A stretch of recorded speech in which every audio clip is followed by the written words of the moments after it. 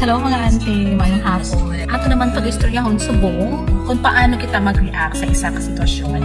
Kapag heavy ato na heart, most likely nega ba ng ato the interpretation sa isa ka sitwasyon. May i-share ako sa inyo do feeling ko, karga-karga ko ang mabugat na problema. Sangkin share ko ang ako nga nabatyagan sa akon nga friend na ang dating sang iyang na reaction towards sa akon nga sharing is negative. Parang it goes against me. So instead bala nga nagmag-anak ako nga nabatyagan, nadugangan pa gani ang bugat.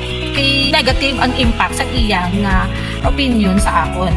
Hinabalan ko pa siya gani nga please lang refrain from giving unsolicited opinion. I don't ask for it. Kung nagkipos na lang siya kag nag-change topic kami. So hindi gid effective bala that time na maghatag kaya sa opinion or share ka sang imo nga side sa isa ka tawo nga tapos negative man ang dating sa imo sa iyang opinion. Kung naging silent na siya, silent naman ako.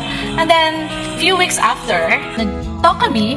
Di pa mangkot niya ako kung kamusta na ako, kung kamusta na ang heart ko. I realize na ang iya ganito yan, opinion that time, mula gito siya kung anuman intention or makapasakit sa ako ng mga feeling. It is only me and how I understand her message.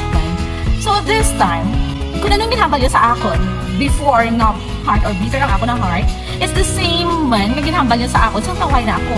I have realized na wala gito siya ganito. So kung anuman yung intention that time na naghahambal siya, na i-hurt ang feelings ko. Or so you get my point, mga auntie, nga kapag bitter ang aton mga heart, mega ang aton interpretation sa situation. So mga auntie, it is the condition of our heart that matters on how we interpret the message of other people. So other people doesn't have any intention of hurting your feelings, but it is us who felt that way, that we are being hurt because we have this bitter heart.